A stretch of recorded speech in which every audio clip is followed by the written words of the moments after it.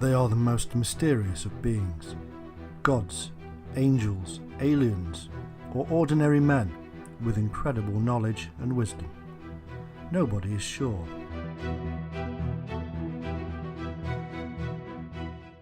The culture of Mesopotamia is rich and complex. Historians have been slowly unravelling their secrets.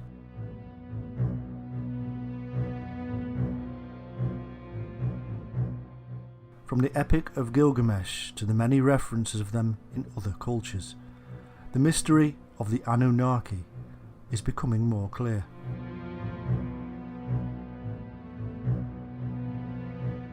To Western eyes, their ways are strange.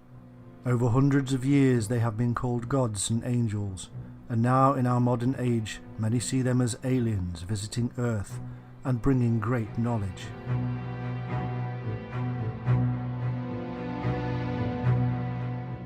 The truth of their real origin and purpose is much more bizarre and amazing than anything previously believed.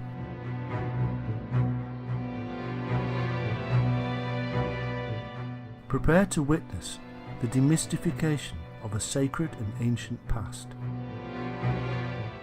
Prepare to see the Anunnaki as they really were, and in so doing we will discover the truth about so many other things. From the Garden of Eden to the Great Flood, from the God of the Bible to the secrets of Enoch, all shall be revealed.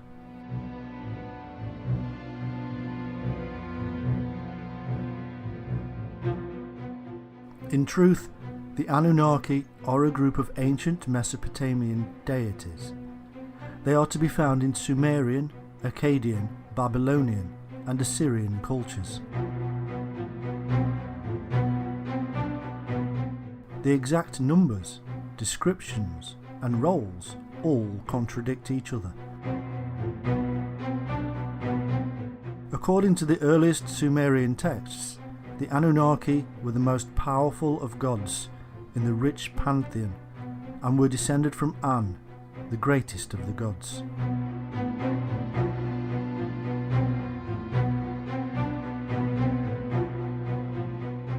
Later, they became the 7 judges who sit upon the throne in the underworld.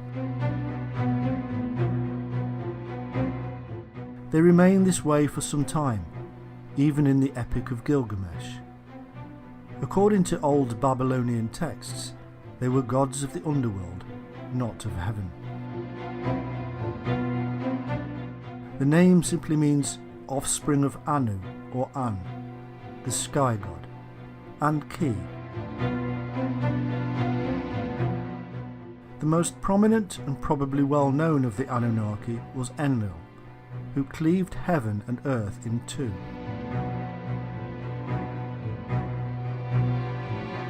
Anu decided to take the heavens and left the earth to Enlil and Ki. Ki is most likely the Sumerian version of the mother goddess, seen in cultures across the globe.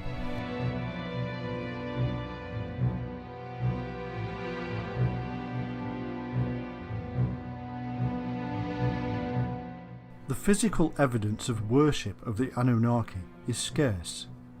Most of what we know comes to us from texts.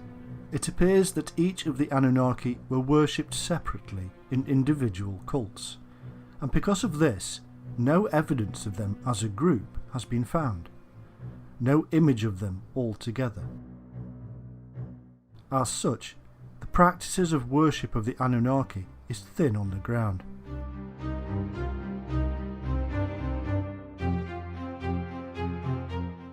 The first mention of them is to be found in the reign of Gudea of the 3rd dynasty of Ur. It is a term used to denote the most important deities of the Sumerian pantheon, the descendants of An.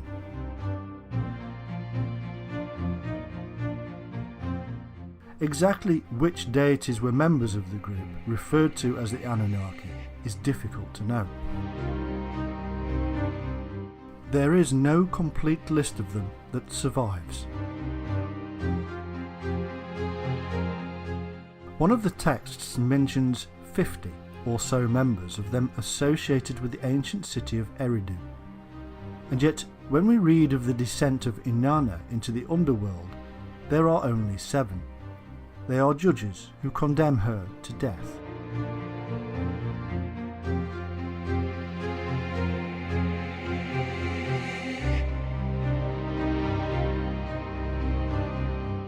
There is a group of deities known as the Igigi, and they are sometimes confused with the Anunnaki.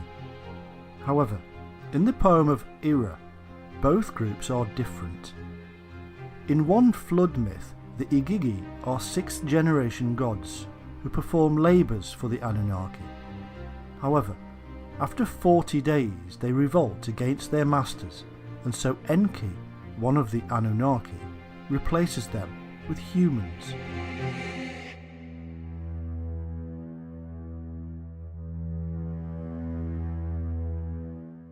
The similarities with the biblical flood and numbers are quite remarkable. It is obvious that Mesopotamian myths heavily influenced or were the origin of much of the biblical Old Testament.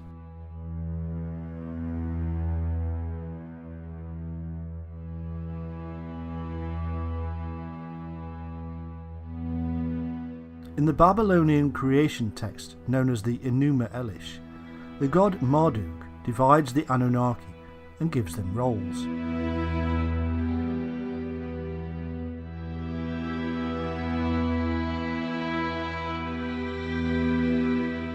"300 in heaven and 300 on earth." As a thank you, the Anunnaki built Esagila as an abode for Marduk, Enlil and Ea. When they had finished, they built themselves shrines.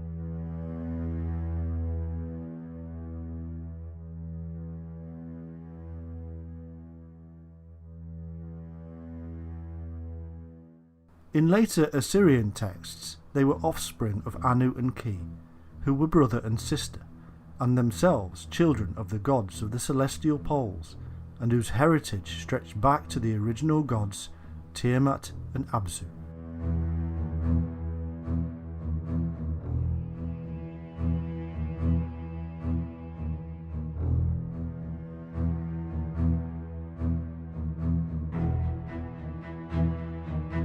Here we begin to see clues to the use of these deities as names for the bodies in the sky, the stars that shine above.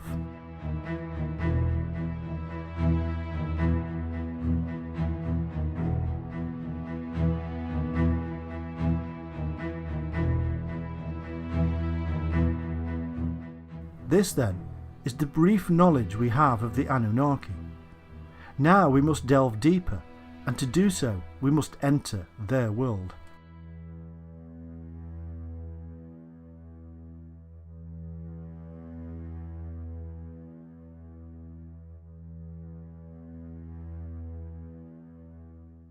Appearing out of nowhere, and at least as early as the 5th millennium BC, the earliest known civilization, the Sumerians of Sumer in Mesopotamia, was initially a non-Semitic culture. By 3000 BC, and as a result of its sophisticated irrigated agriculture, Sumer flourished as a nation and developed a considerable power base through the development of its numerous city-states like Ur, Erech, Eridu, Lagash and Kish.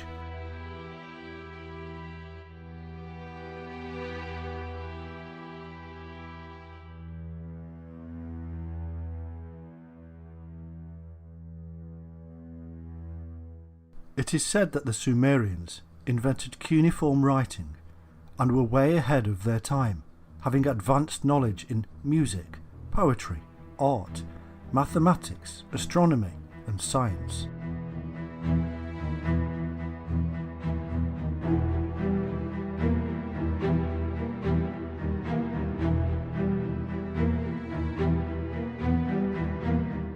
For the ancient Sumerians, music was a tool that helped them describe the cosmos. The Sumerians were later conquered by their long-term rivals, the Akkadians, under Sargon I. The Akkadians were a Semitic people, whose city Akkad was their capital.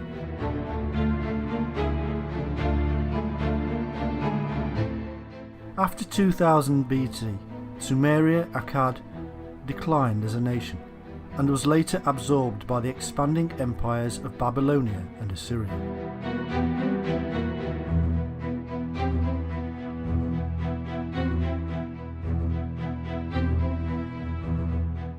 In Sumerian creation myth, the angels, known as the Anunnaki, or great sons of Anu, were the founders of their culture.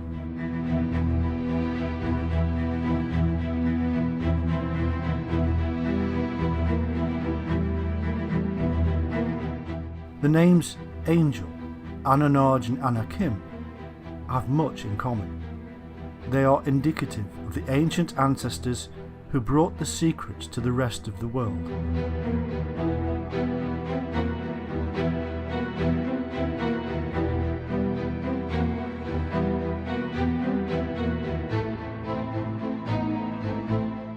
Interestingly, Anunnaki is phonetically similar to the Hebrew Anakim, the giant race who appear in the story later, and also Angakok, the shaman from Greenland to Alaska. They were known as the Shining Ones.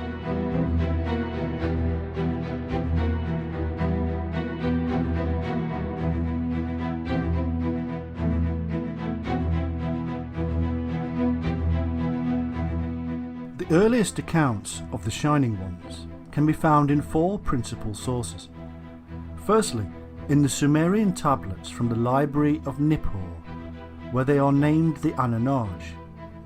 Secondly, in the Book of Enoch, where they are referred to as angels, watchers, and Nephilim. Thirdly, in the Book of Jubilees. And fourthly, in the biblical book of Genesis, where they are given the name Elohim.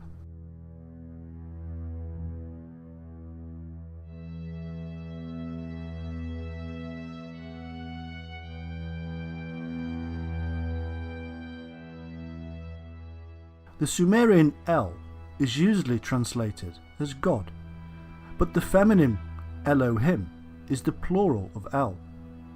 In Genesis, the phrase Ah Elohim is also used, meaning the Elohim.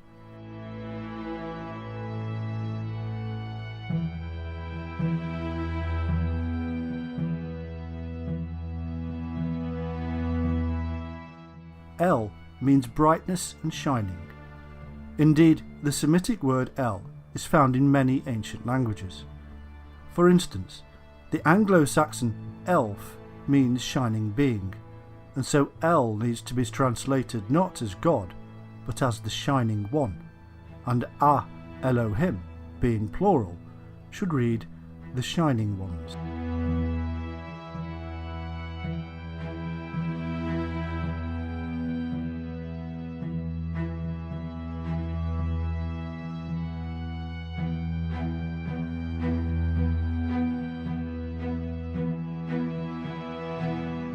We find that this is the most commonly used term in the Old Testament for God, and indeed all other gods, as the scribes even recognised other gods at that time.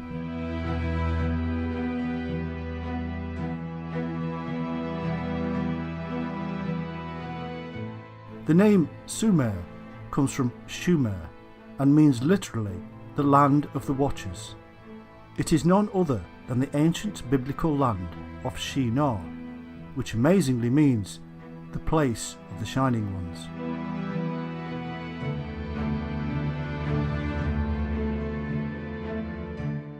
The Shining Ones are in the Bible and have been there ever since they wrote themselves in.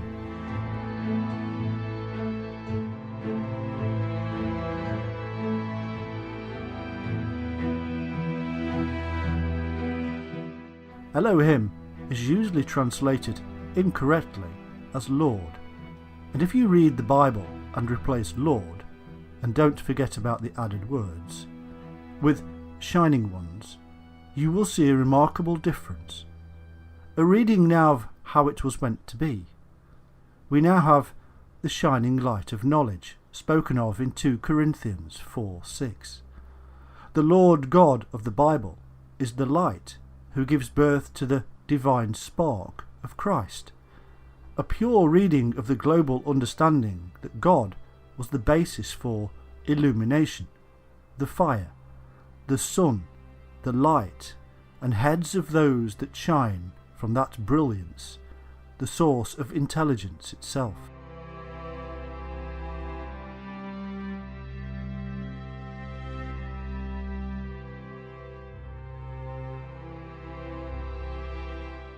Anu, or An, was the chief sky sun god, and means shining. The Anunnaki therefore means sons of the Shining One, or sons of light.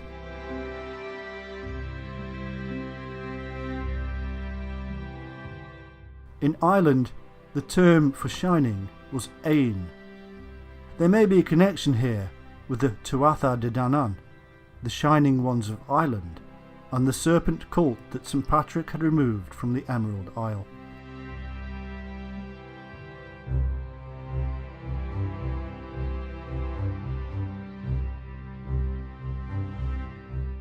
Also, there is an unusual, semi-nomadic, bear-worshipping tribe in Japan, known as the Ainu. The Ainu look Caucasian, with round heads, white skin, wavy thick hair, and grey or blue eyes. The Ainu are said to have been living in many of Japan's islands, like Okinawa, for over 7,000 years, and it is said that the Ainu share a language similarity with the Basque, who live in the Pyrenees, the mountains bordering Spain and France.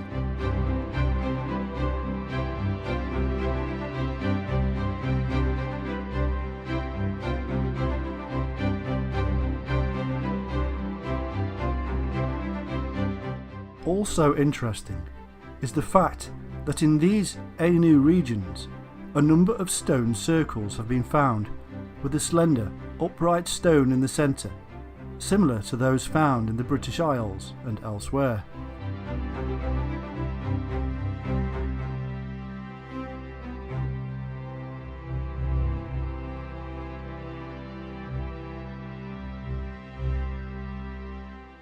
These Anunnaki, or Shining Ones, were a culturally and technically advanced people who settled in a mountain valley in the Middle East around 8200 BC, and, as their primary concern, established an agricultural centre we now know as the Garden of Eden, for the teaching and training of the local tribesmen.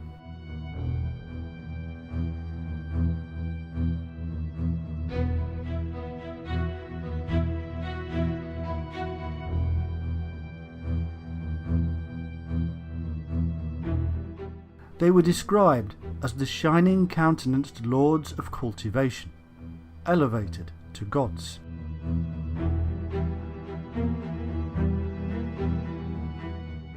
Anu and his wife Antu had 2 sons.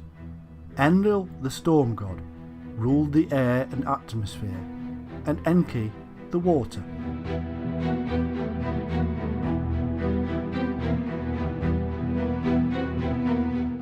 Enki is also the wise teacher known as Ea or Oannes, who led the fish beings that came from the sea, or indeed from across the sea.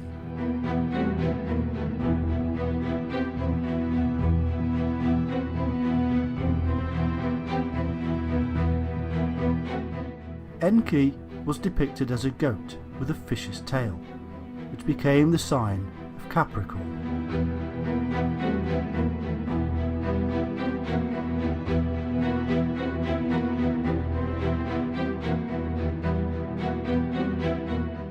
Enki or Ea's consort was Ninki or Damkina, and their children were Marduk and Nanch. Enlil, also known as Bel or Baal, and whose patron city was Nippur, later ruled in Anu's name. Ninlil or Ninkar Shag ruled the earth. early Sumerians described themselves as constantly nourished by the milk of Ninkarshag, the great Mother Moon goddess. The Syrians knew her as Atargatis, the mermaid.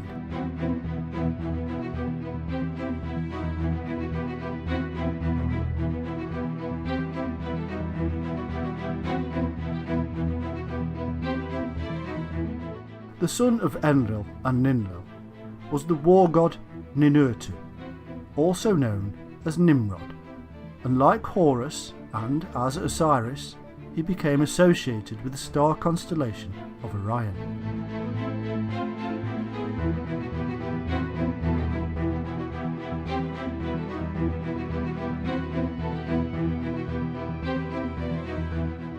We also have Nana, who was the moon goddess, and Utu, a sun god, also known as Ogmash and Shamash. It was Shamash who later given the 29 laws to King Hammurabi.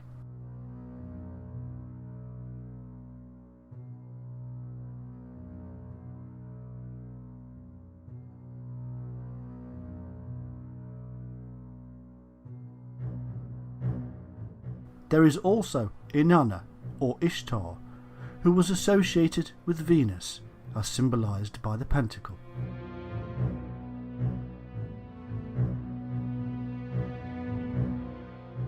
The texts that we have on the Sumerian deities vary. In fact, they evolve over time, losing some of their historicity as the story develops, making it more and more difficult to see the origins.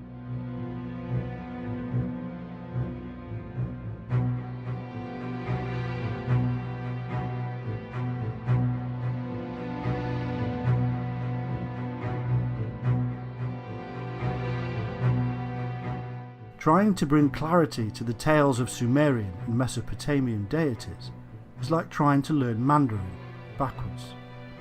However, due to the names we are given, such as Enki for instance, who is identified with Ea and Oannes, we're being led to cross-reference the Anunnaki with the fish beings, who seem to have come ashore in Sumeria from the Red Sea and the Persian Gulf, and at a time which is now lost in antiquity.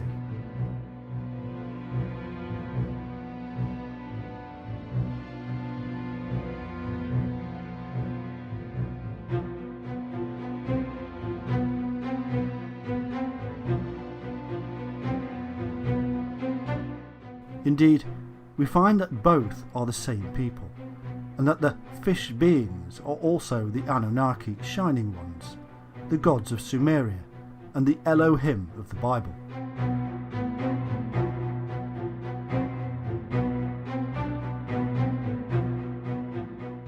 And when we then cross-reference these fish beings with the Neta gods and the Shemshu or Aku, and whom it is said appeared in Egypt from a submerged island, we also have to include the origins of the Hindu Naga serpent deities, who also came from a lost island.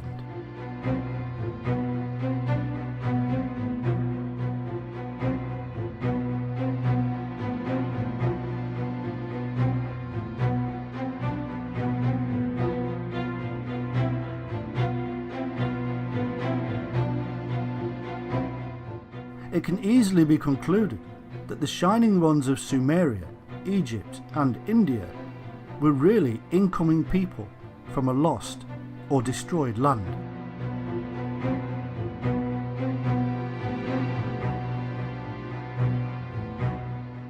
These connections allow us to piece together their story and see a little more of their historical territory, much of which has been lost or deliberately hidden from us.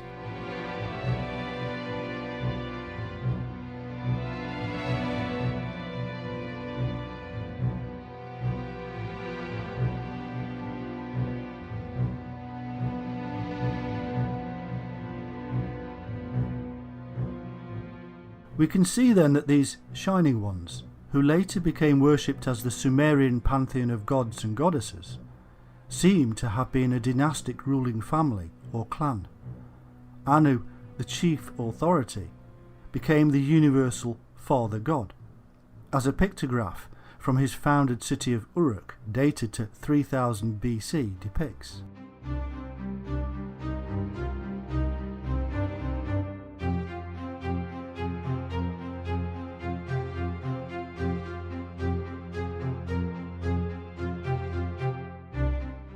The lineages of all these deities are mixed, with sisters, wives, mothers, fathers, brothers and sons, intermingling and confusing the whole thing.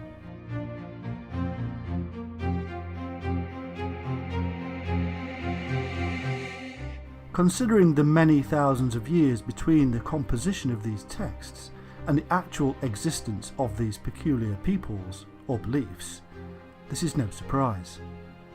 What is clear is that certain deities do continually stand out from the crowd, namely Anu, Enlil, Enki, Ninkershag, Inanna and Utu Shamash.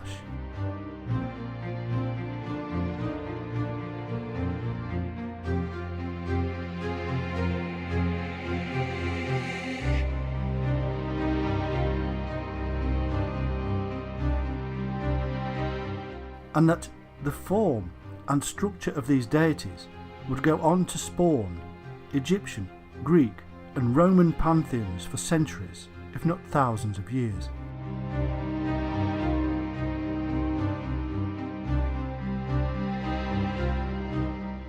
No wonder then that the Watchers, the military arm of these Shining Ones, should in later myths be doing battle with the gods of Greece, Egypt and Rome, not to mention the rest of the world.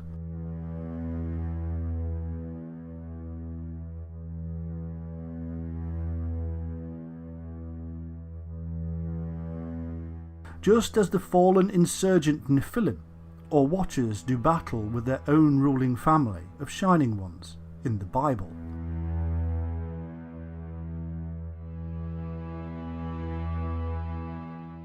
One interesting detail we should perhaps mention is that, like Osiris of ancient Egypt, Enlil was depicted as a bull, and like Set, his brother, Enki of the Abzu or Abyss was depicted as a serpent. Interestingly, because the people of Atlantis were supposed to have worshipped the bull, which is a remarkable coincidence, taking into account the association with deities have with the biblical deluge.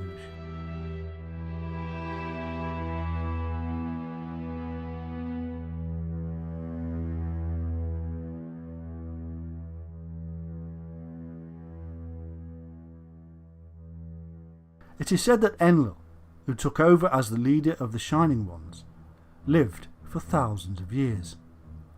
But those who use this to show that these Shining Ones were special beings that originally came from another world, or even another dimension, forget one thing, that Enlil was a term used for the leader and was thus passed on, like the term king or pharaoh is passed on.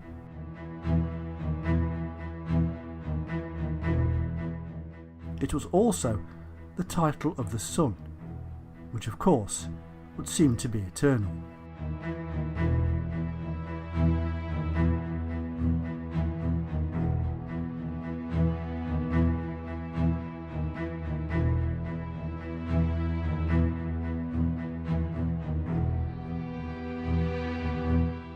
Part of the Sumerian creation myth states, at Karsag, where heaven and earth met, the heavenly assembly, the great sons of Anu, arrived, the many wise ones.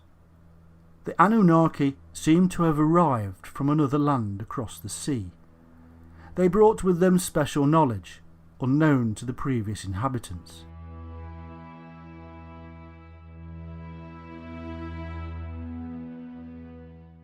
It is said, mankind learned from the Shining Ones. They set things in order.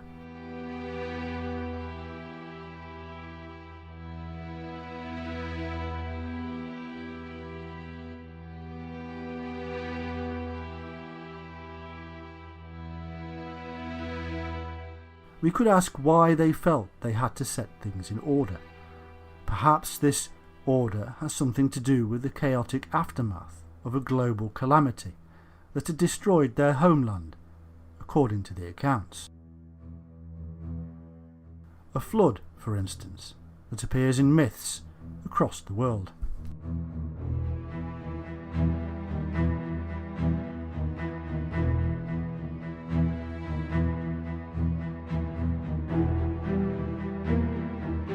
In the famous Sumerian kings list, we are told that the Anunnaki ruled in Sumeria, both before and after the deluge, and that it was after the deluge that they then set kings on the throne to govern the land and rule in their stead. However, if we are to believe the accounts given of the fish beings, we are also told that these shining ones had first come ashore from their submerged land after a similar catastrophe, an earlier one than the deluge related in the Bible and other sources.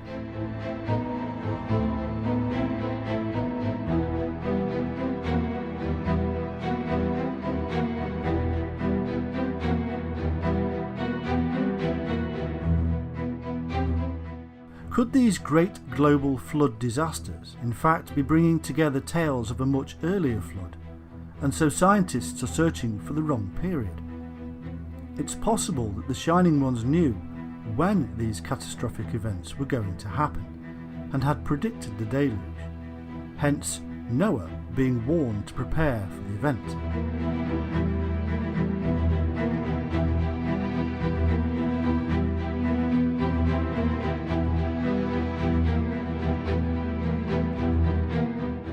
This theory is supported by the information encoded in various sources, which lead us to the symbol of the Ouroboros snake and its deeper meaning. It is as if, again, these people had profound knowledge of cycles, and in particular the 25,800-year precessional cycle, which was believed to have begun with the tilting of the Earth from its upright position.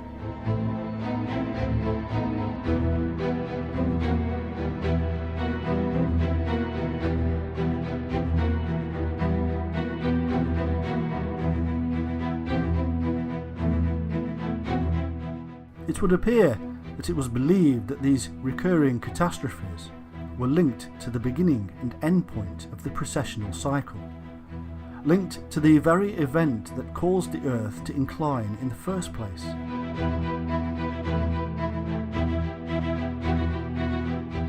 This does not necessarily prove that the Earth's axis was once upright. However, it does mean that it was believed the axis was vertical, and thus revealing an amazing knowledge of the heavens and Earth's place in it.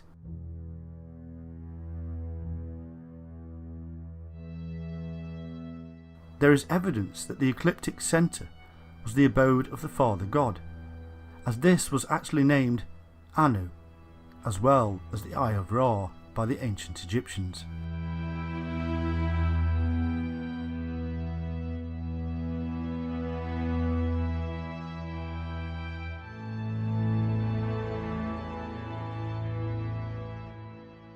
Also, the ancient astronomers of these Shining Ones must have believed that the precessional cycle was linked with the Earth's own life cycle, or reincarnation cycle, and so the Earth, being upright, would bring a more harmonious and balanced existence.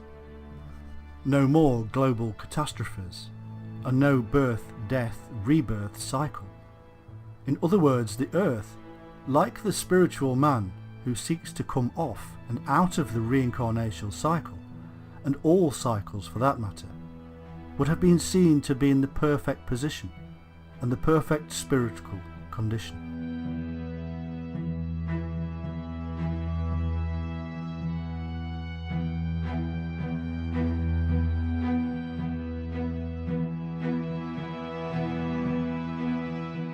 We also find that these people are also termed Igigi, which was also the name of the king after the flood. The Igigi in certain texts seem to do the work of the Anunnaki, whereas in others they are equal and spoken of in the same breath.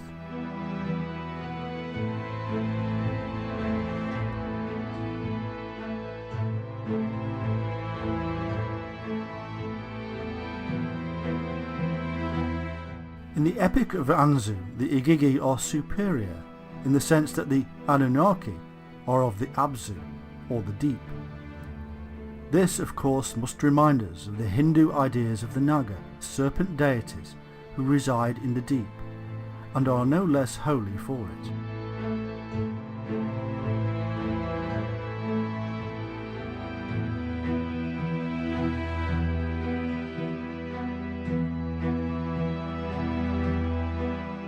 In the Sumerian account, Ninlil, or Ninkarsag, Lady of Karsag, the wife of the leader Enlil, asked the Council of Seven to create her in Eden.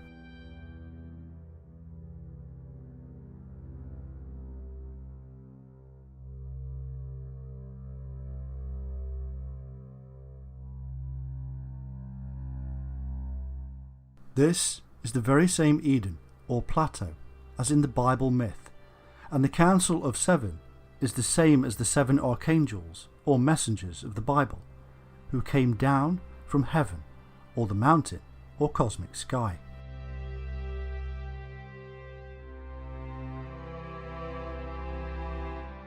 Sumerians referred to Eden as the abode of the righteous ones.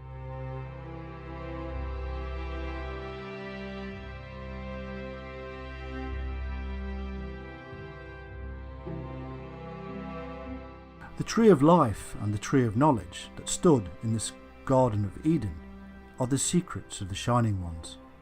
Secrets which will stay with them for thousands of years, to be told only to the highest shaman, adept, priest, avatar or prophet.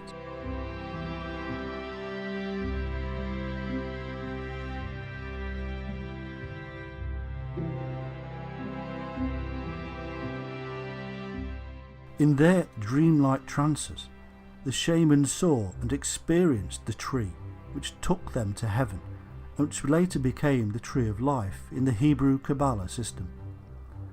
And, as if reflecting the 7 chakra levels of the human spinal column, and the processes involved with one's own access to the knowledge within, the Sumerians built their towers or ziggurats with 7 levels, as attempts to build closer to heaven, to be like the mountains, and link them with the earth, as in the dream of Jacob's ladder.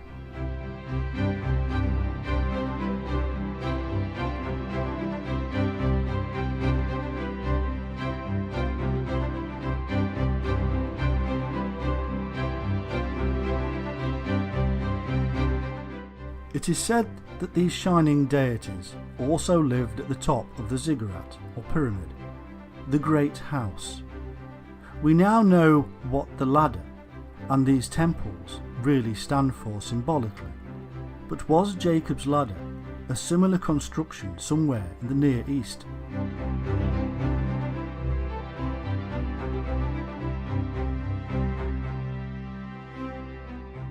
Jacob was in fact the father of the 12 tribes, and as such, the father of the zodiac.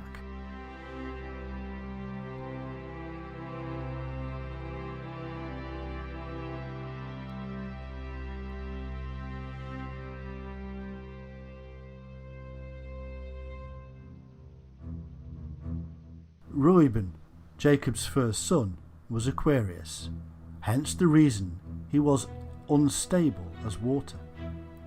Simeon and Levi were the brothers, and hence Gemini. Judah is the lion, and Zebulun is Libra, the ship. Gad is Pisces, in that it is a reversal of the fish serpent god Dag, associated with Dagon, Oannes, Ea and Henki. Dan was of the tribe of serpents, an adder in the path, who falleth backward into the winter solstice, which means is Capricorn. This is the same as the later Daniel, again the shining serpent Capricorn who traverses the heavens.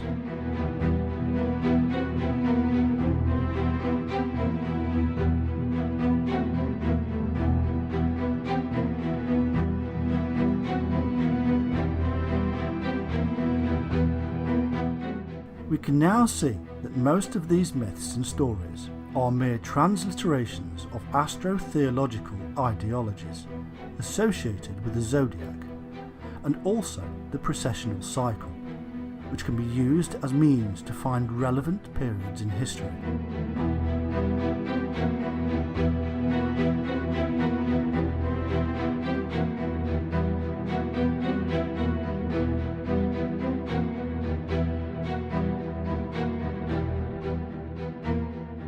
The precessional cycle is intimately tied in with our own life cycle, and so we find that many of these epithets given to individuals in history who may or may not have existed are really part of a code. This shows that the later leaders and their priesthoods, who were spiritual and godly, and also knowledgeable in astronomy, were related to the Shining One sect, and even received their knowledge and authority from the Shining Ones. They associated the Shining Ones with the solar and celestial bodies, which they studied.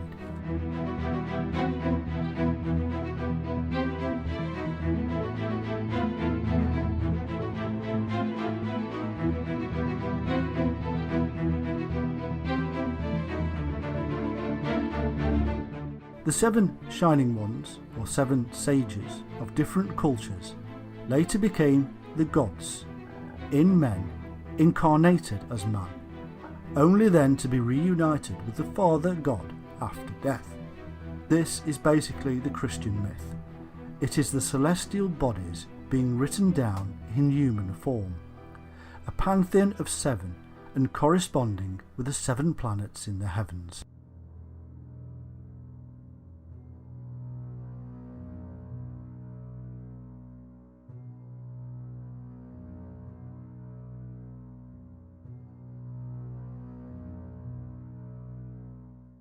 The phrase, "where heaven and earth met," is symbolic of the sacred mountains, and this gives us the clue that this could be somewhere with impressive heaven-like mountains, such as Tibet, perhaps even the ziggurats of Mesopotamia, or even the pyramids of Giza. Seeing as these temple constructions are based on the shamanic world mountain,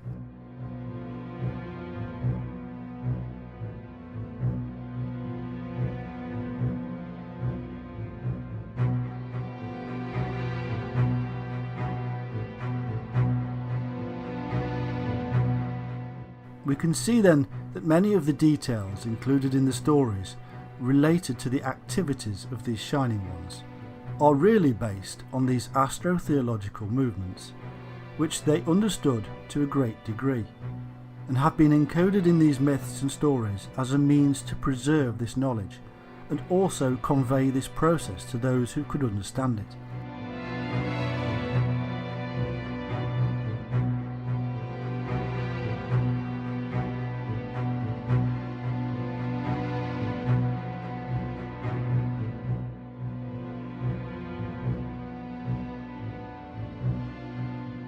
They added encoded information, which also makes these stories somewhat confusing. The story of the Anunnaki is therefore not one just in the remit of Mesopotamia. It is in fact a universal system, observed in the sky, and this is why similarities can be found across the world in ancient cultures.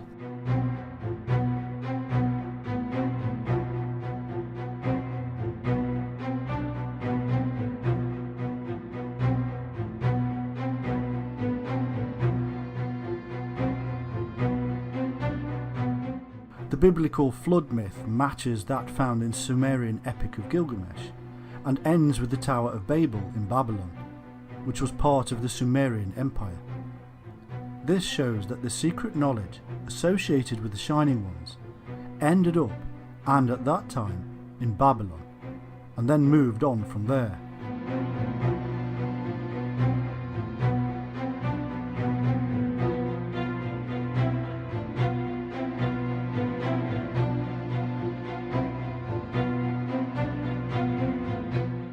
In the search for the Shining Ones, we have come across numerous groups, cults and religions.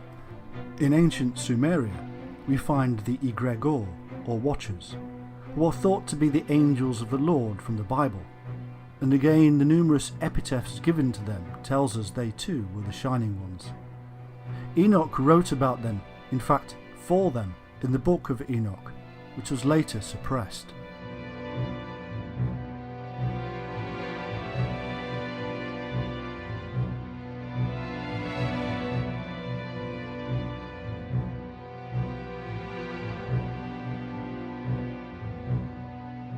In the Bible and the Book of Enoch, these Shining Ones are called angels, archangels, or cherubim.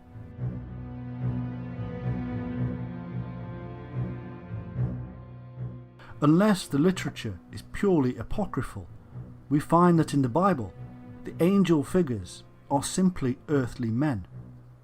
In the Bible, we do not find angels with wings. There are no original stories of them being supernatural. They are, in fact, quite ordinary. It is always Gabriel, meaning man of God, who informs the people of a coming childbirth. Was he the shaman, the doctor?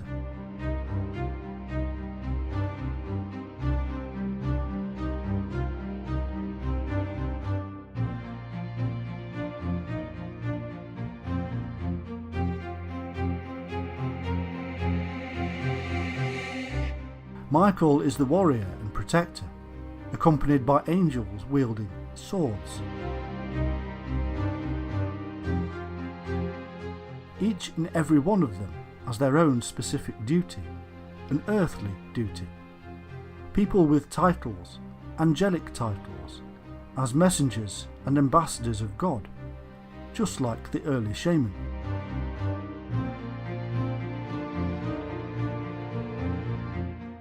The title cherubim means exiles, and could be an indication of the origins of the angels.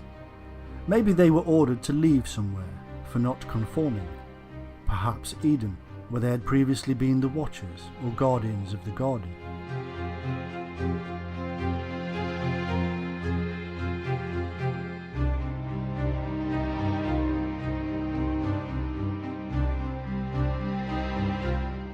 In Genesis 4:16, the land of Nod is symbolic also of the people of Israel, as Nod means wandering.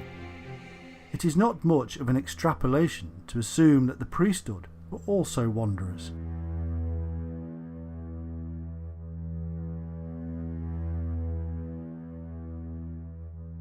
Another example of symbolic titles is that of Enoch, which means consecrated.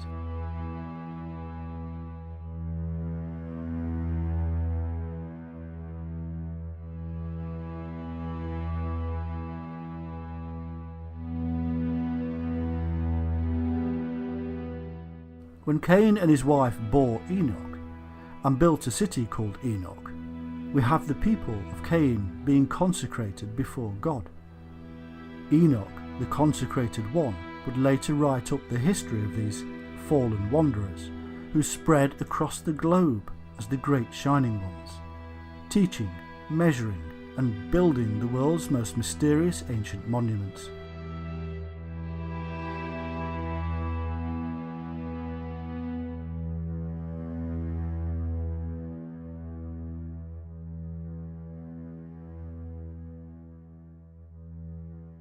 Of course, we must not forget the seraphim of Numbers 21:6 and elsewhere. These are not mystical beings. They have hands, a face, legs, but they do have powers from God, because they are in the light, and they have the symbolic wings of the early shaman, the bird of flight, the dreamtime trance ability to fly.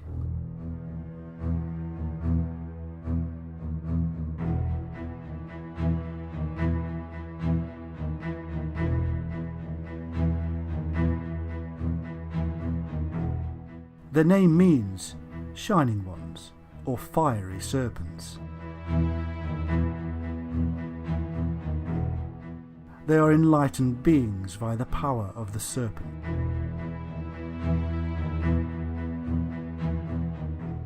Mystical Jewish literature tells us that the angels can fly, tell the future, shapeshift, speak Hebrew, and are emanations of the divine shining light.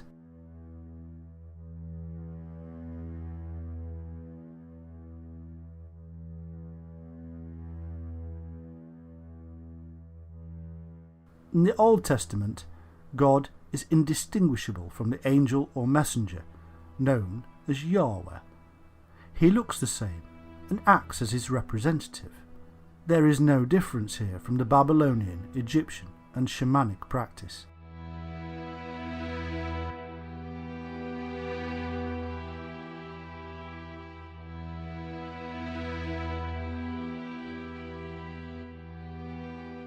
In the New Testament, the angels actually take part in the judgment at the end times. Alternatively, they may be those who had experienced enlightenment and then fell from grace.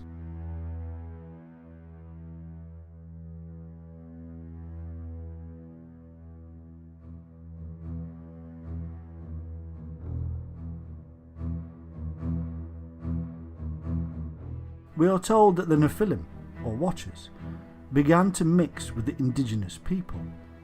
These were the angels who seem to have been the military arm of these Shining Ones, and who were initially employed to guard the Garden of Eden.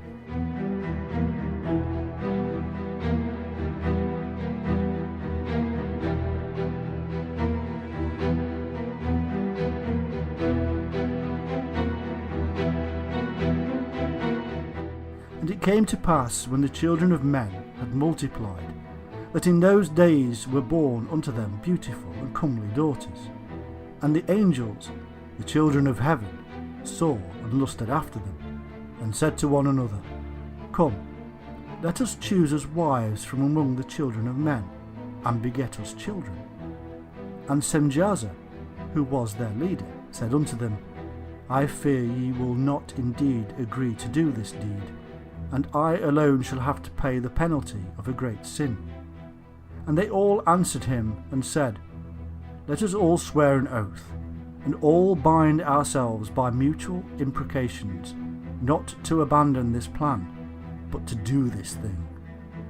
Then swear they all together, and bound themselves by mutual imprecations upon it.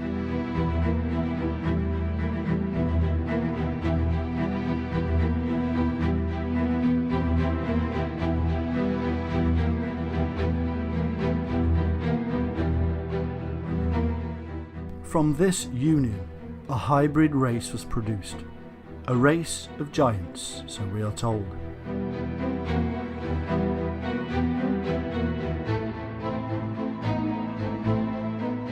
And all the others together with them took unto them wives, and each chose for himself one.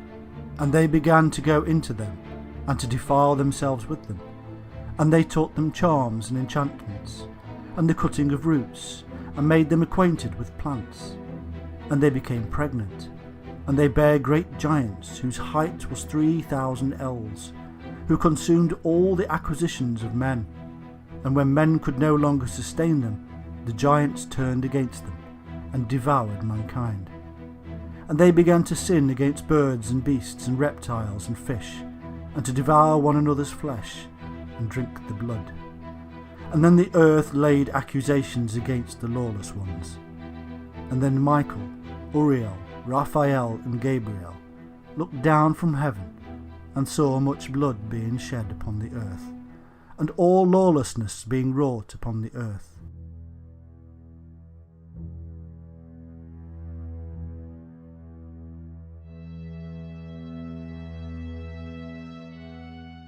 These insurgents also passed on knowledge, and taught them combat and how to make weapons.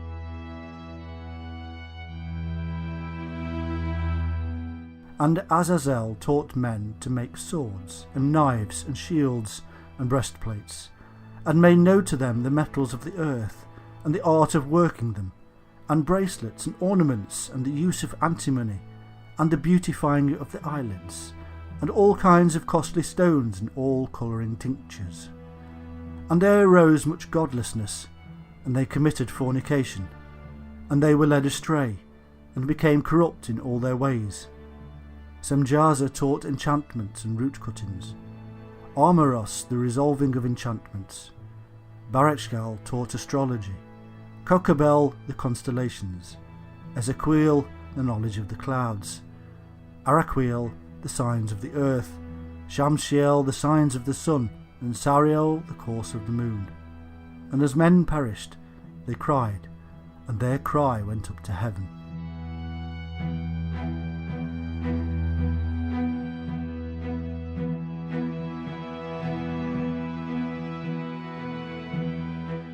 And all this was seen as a violation against a set of laws laid down by the Shining Ones, who were possessive of their knowledge.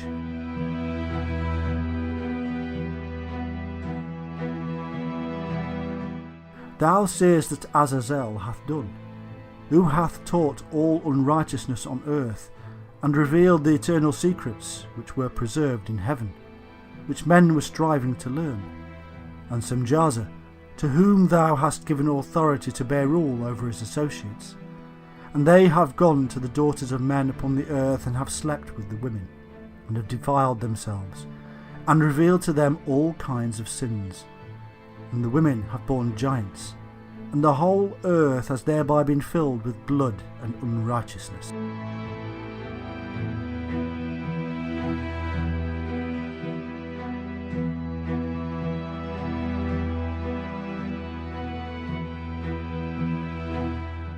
Enoch, a scribe, who was taught by the Shining Ones, was then employed as a messenger or intermediary between the Shining Ones and these fallen ones, who had decided to abandon their divinity to live amongst the tribes of man.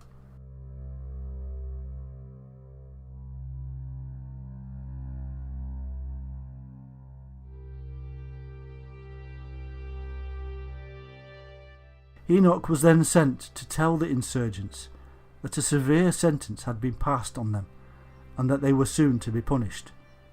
In brief, the punishment sent is the flood.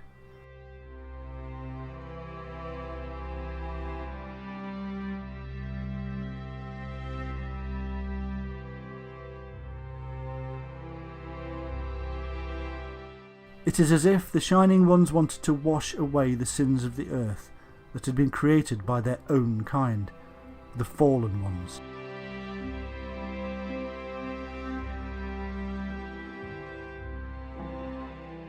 In the Bible, we are told that God, or rather the gods known as Elohim, spoke to Noah, telling him that the seasons of summer and winter would be more extreme from the time of the flood onward.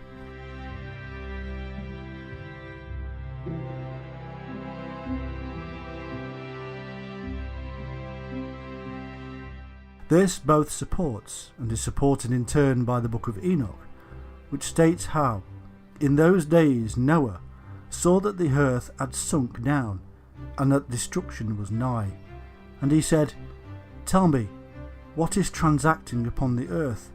For the earth labours and is violently shaken.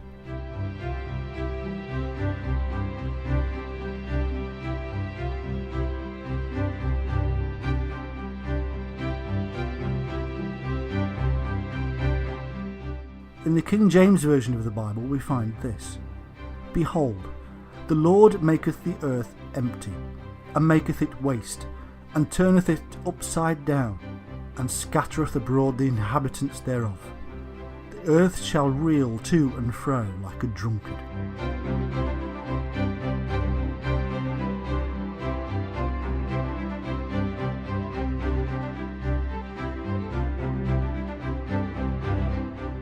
In Psalm 68:8 it is written, The earth shook, the heavens also dropped at the presence of God, and even Sinai itself was moved at the presence of God.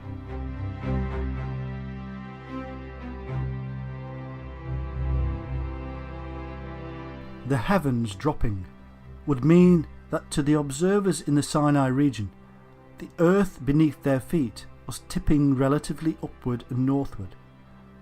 In his written book, Timaeus and Critias, Plato describes an awful catastrophe in which the earth moved forwards and backwards, and again to right and left, and upwards and downwards, wandering every way in all 6 directions.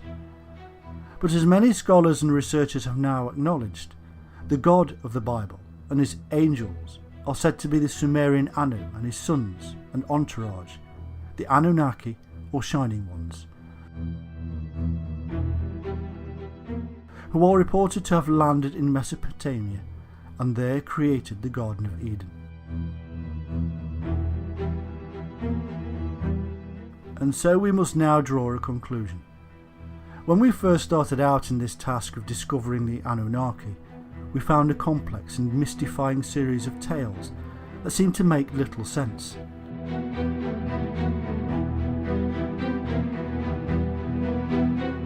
Slowly, we have pulled apart the names, places and myths to reveal something very simple.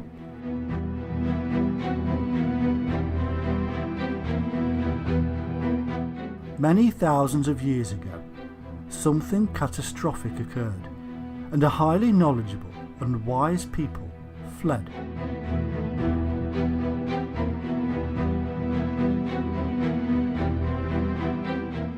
They eventually landed somewhere in Mesopotamia, where they came across a less developed people. Civilization emerged as the new people taught their new people how to build, mathematics, astronomy, agriculture, and much more.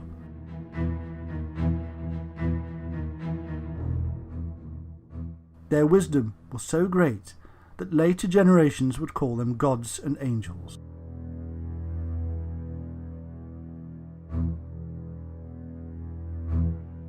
They had descended from the shining heavenly host, but divisions set in as the two cultures bred and made the bloodline less pure.